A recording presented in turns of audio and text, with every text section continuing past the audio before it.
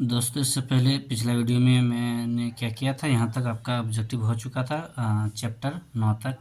अब देखिए 10वां चैप्टर है। चैप्टर का नाम है अद्यतन मुद्दे और चुनौतियाँ। अब हम लोग क्या करेंगे, इस चैप्टर का क्वेश्चन को क्या करेंगे, सॉल्व करेंगे। देखिए यहाँ पे क्या है, एक नंबर में क्या कह रहा है। एक नंबर में कह रहा है कि भारत में नई आर्थिक नीति की शुरुआत किस प्रधानमंत्री ने की। तो कौन होंगे, नरसिम्हा राव। ये इसका बी हो जाएगा सही आंसर। अब देखिए दूसरा नंबर क्या है, सूचना का अधिकार कानून किस वर्ष लागू हुआ। सूचना का कानून 2005 में। 2005 से हम लोगों को हर चीज़ की सूचना मिलने लगी। हमारे देश में क्या लागू होने वाली है और क्या हटने वाली है।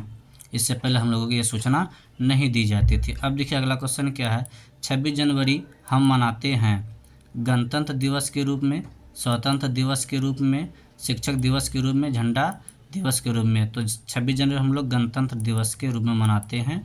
जस्ट क्या हुआ, हाल फिलहाल में ये गया है। अब यहाँ पे देखिए ये 3 नंबर हो गया। अब चलिए हम लोग क्या करते हैं, 4 नंबर देखते हैं। 4 नंबर में क्या कह रहा है कि 2015 के बिहार विधानसभा चुनाव में किस राजनीतिक दल ने प्रथम स्थान प्राप्त किया था। अब देखिए 4 का जो आंसर होगा वो आपका कौन है, राजद होगा। कौन था वो, राजद था। राजद ने क्या किया था, प्राप्त। 5वां क्वेश्चन देखिए क्या कह रहा है। 5वां, बिहार की पहली महिला मुख्यमंत्री कौन थी। तो बिहार की पहली महिला मुख्यमंत्री कौन थी, राबड़ी देवी थी। अब यहाँ पे देखिए 6 नंबर क्वेश्चन देखते हैं। 6 नंबर में क्या कह रहा है, निम्नलिखित में से कौन एक न्याय का प्रकार है। अब देखिए यहाँ पे 6 नंबर है। 6 का सही आंसर क्या हो जाएगा आपका, इनमें से सभी हो जाएगा। क्या हो जाएगा, इनमें से सभी। ये सभी जो है वो क्या, न्यायिक प्रक्रिया के द्वारा ये पूरी होती हैं।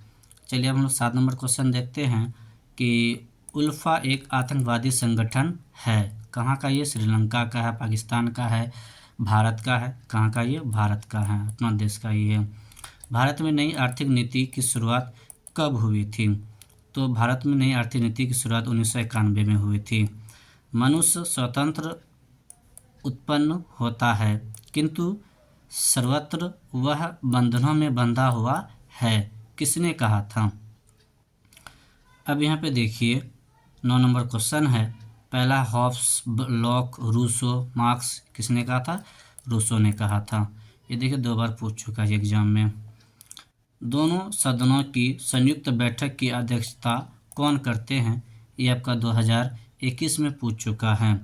तो इसका सही आंसर आपका क्या हो जाएगा, लोकसभा के अध्यक्ष। कौन हो जाएंगे, लोकसभा के अध्यक्ष। अब देखिए 11 नंबर में, नई अखिल भारतीय सेवाएं स्थापित करने की दृष्टि से विशेष महत्व किसका है।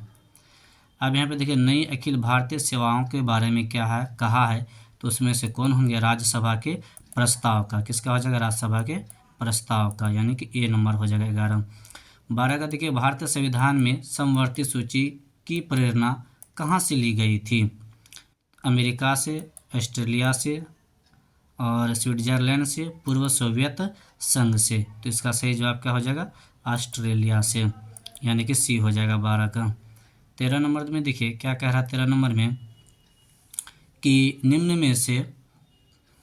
में से कौन संघ सूची का एक विषय है। तो निम्न में से कौन संघ सूची का एक विषय है। तो इसमें कौन होंगे, रक्षा होंगे। 14 नंबर देखिए क्वेश्चन क्या कह रहा है 14 नंबर में कि 42वें संविधान संशोधन द्वारा समवर्ती सूची में कौन से विषय जोड़े गए। अब यहाँ पे देखिए कौन से विषय जोड़ने के बारे में कह रहा है। तो कौन सा विषय जोड़ा गया था, जनसंख्या नियंत्रण।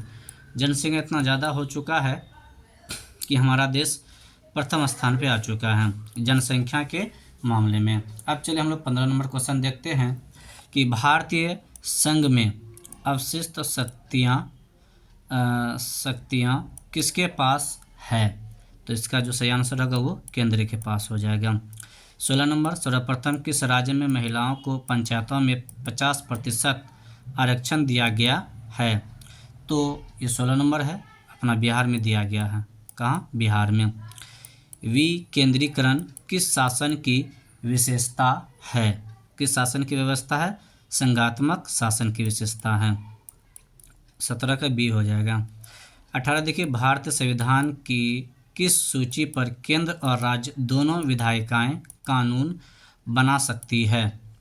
अब देखिए कि इसका जो सही आंसर हो जाएगा वो आपका समवर्ती सूची हो जाएगा। क्या हो जाएगा? समवर्ती सूची। 19 नंबर देखिए, 19 नंबर में क्या कह रहा है कि भारतीय नागरिकता संशोधन अधिनियम 1986 के अनुसार जो व्यक्ति पंजीकरण के माध्यम से भारतीय नागरिक प्राप्त करना चाहते हैं उन्हें अब भारत में कम से कम कितने वर्ष तक निवास करना होगा? तो 5 वर्ष तक कम से कम वो क्या भारत का 5 वर्ष का निवासी होना चाहिए। भारत के वर्तमान राष्ट्रपति का नाम क्या है? अब यहाँ पे देखिए आपका क्वेश्चन है और फिलहाल अभी अगर देखा जाए तो अभी कौन है?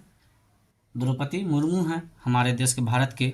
लेकिन ये बुक के हिसाब से पूछा गया है, बुक में शोधीकरण नहीं किया गया है, इस वजह से अभी का वर्तमान अगर आप गूगल पर सर्च मारिएगा द्रौपदी मुर्मू आएंगे, लेकिन ये बुक के अनुसार पूछा गया है तो कौन हो जाएंगे? रामनाथ कोविंद हो जाएंगे, यानी कि 20 का ए हो जाएंगे।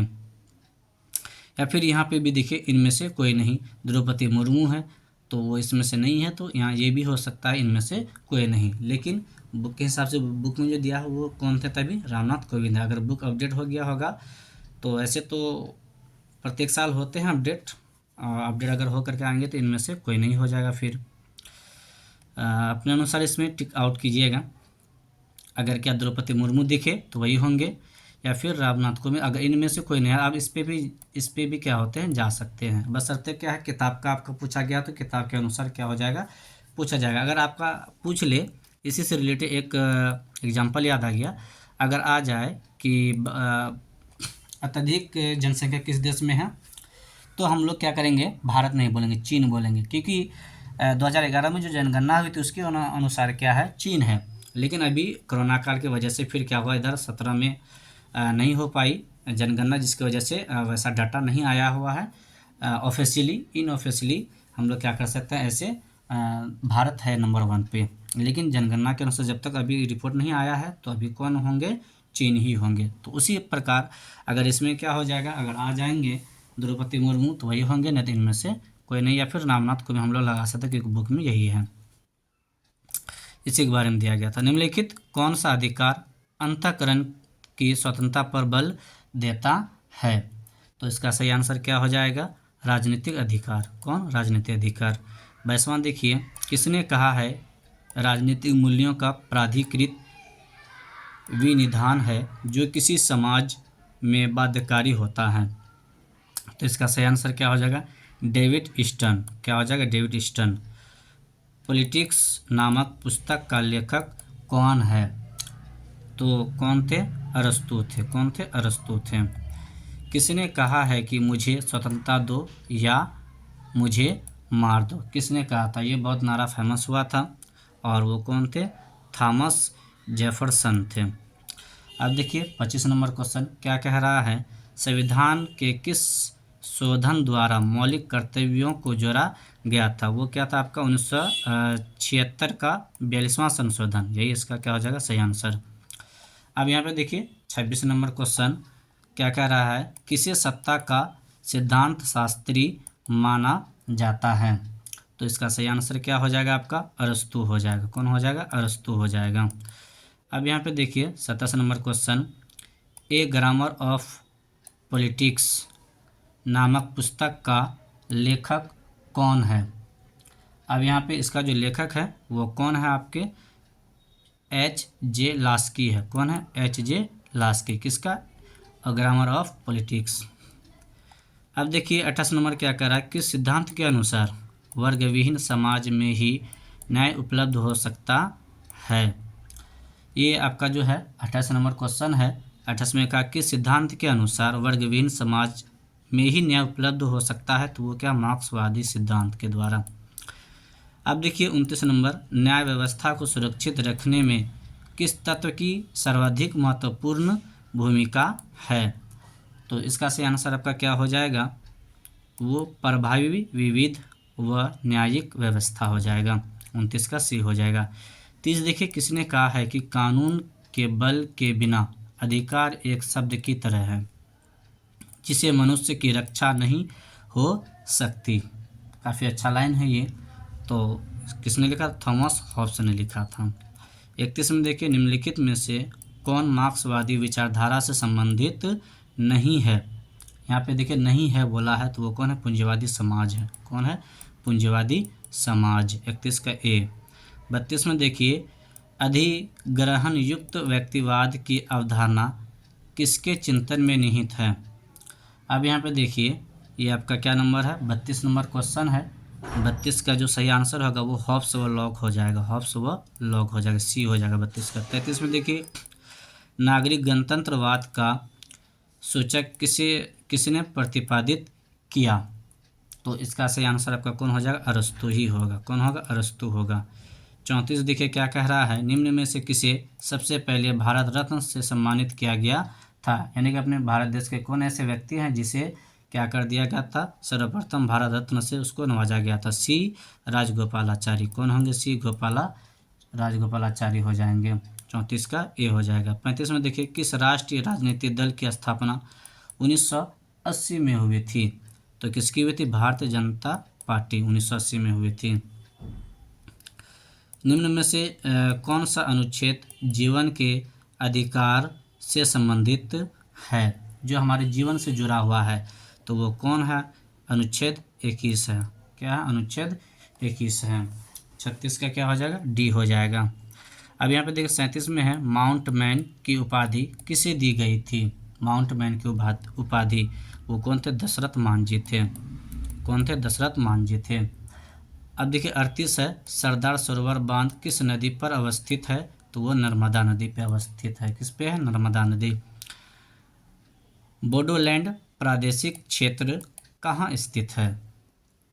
वह कहाँ स्थित है? असम में स्थित है। दोस्तों इस प्रकार से आपका क्या हो चुका है, ये जो आपका 10वां चैप्टर था, पहला सेक्शन ए जो था वो आपका क्या समाप्त हो चुका है। अद्यतन मुद्दे और चुनौतियाँ, ये आपका क्या हो चुका है? समाप्त हो चुका है। दोस्तों जितना ज़्यादा से ज़्यादा हो सके क्या करें, इस वीडियो को बार बार देखें और चैनल को सब्सक्राइब कर दें और लाइक भी कर दें और अपने दोस्तों में ज़्यादा से ज़्यादा क्या करें, इसे शेयर करें। जय हिंद दोस्तों।